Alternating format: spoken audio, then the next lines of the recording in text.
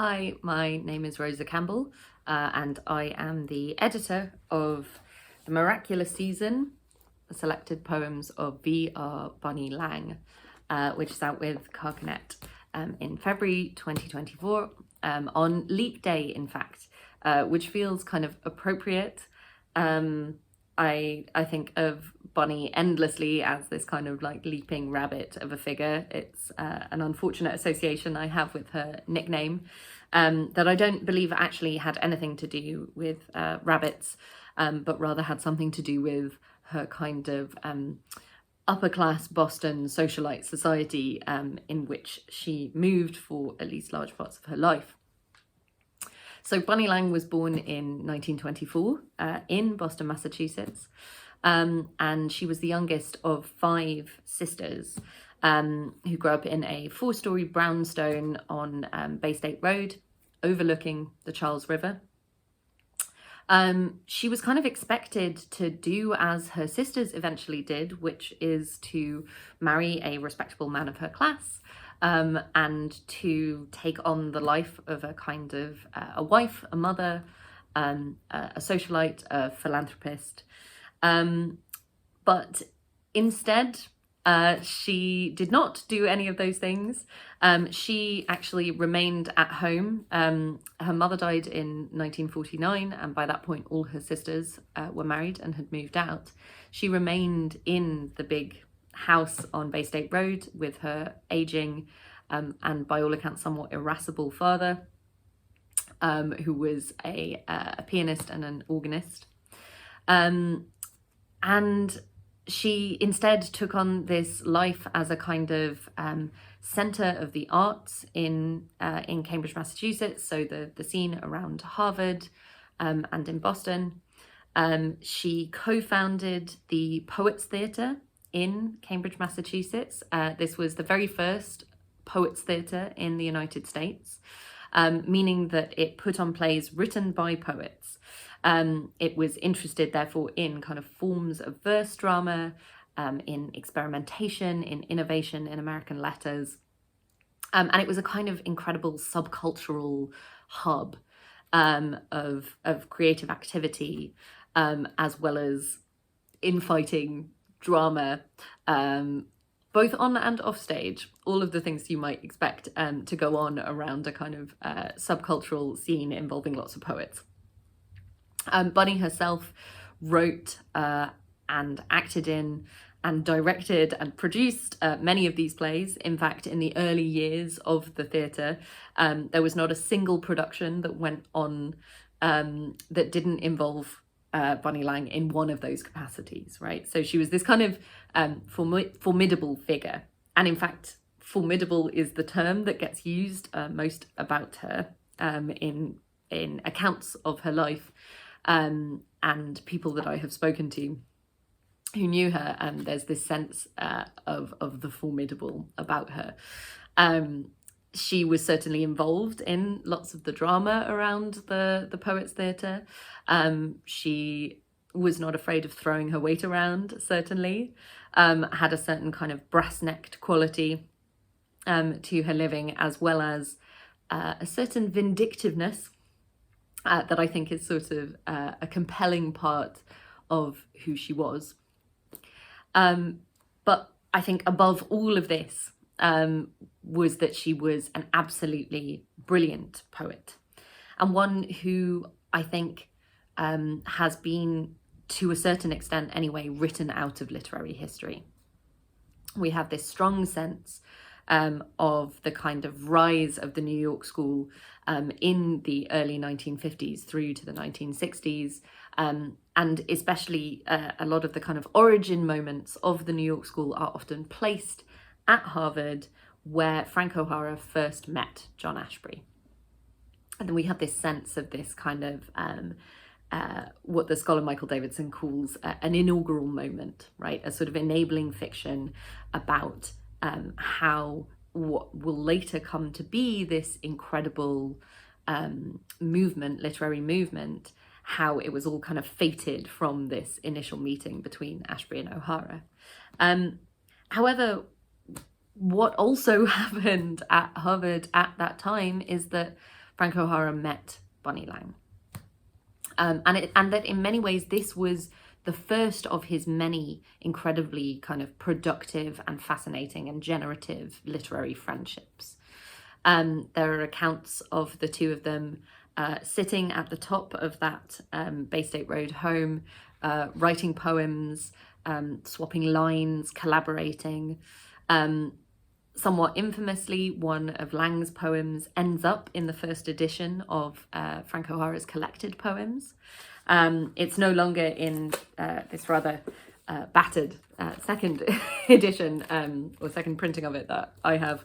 But there was some sense that they were so kind of closely attuned that her work could be mistaken for his after his death. But so they have this incredibly kind of generative friendship, and they're writing poems back and forth to one another.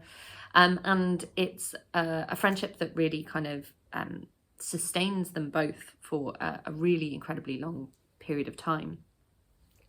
But as so often happens with talented women who are friends with or close to famous or later to be famous canonized men, Lang has really taken a backseat in this kind of in O'Hara's legacy and in the kind of general milieu of American poetry at this time.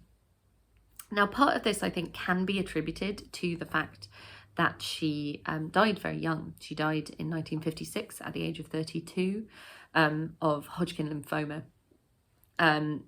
This was a kind of really tragic, awful early death. And a lot of people kind of therefore see her as someone whose potential was cut short. And certainly that was the version of Bunny Lang that we had kind of been given up until this point, right? This person who burned very bright, but kind of blazed out.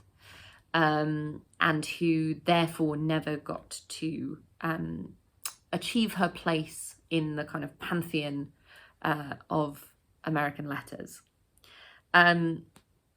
This is partly because she has been out of print since 1975.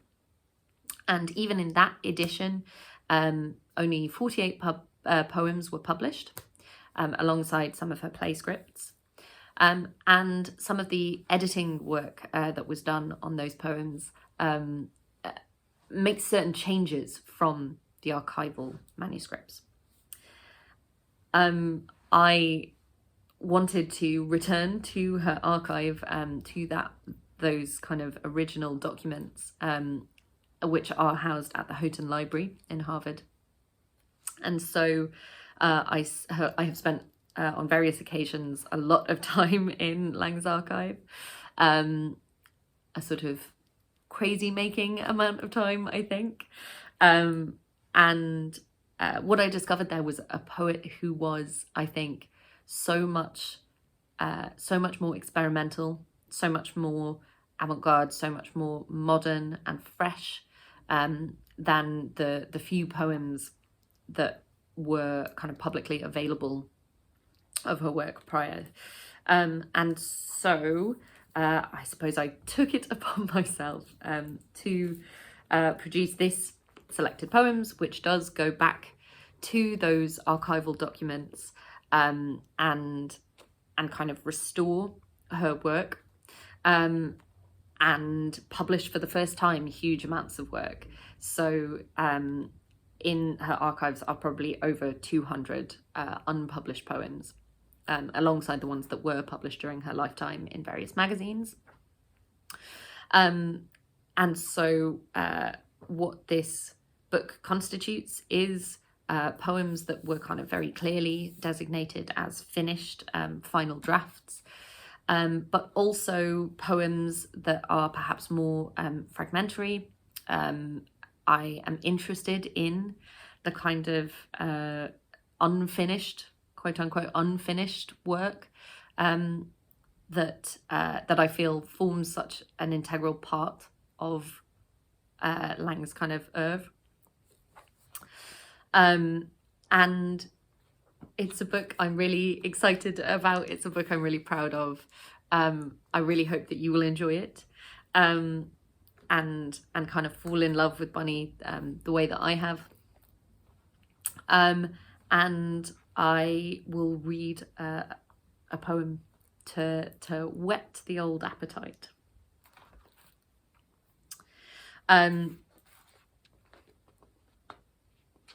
This is called, well, actually, a lot of the poems are untitled in the archive.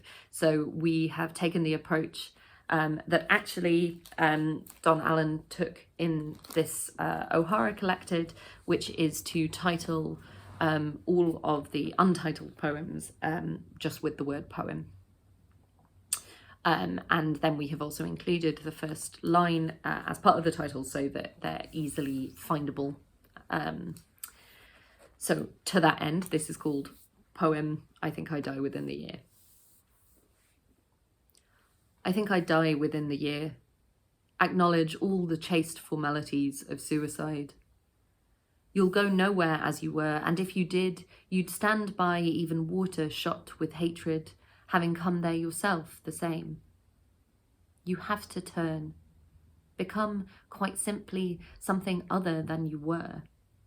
So looking back to where you were, shall you say, this was not me, is nothing of identity, with what I am, with what I will be. Permit yourself this solstice. Permit deliverance. A little death by skinning, stepping free, taut skin into white skin by the total anger into recommitment.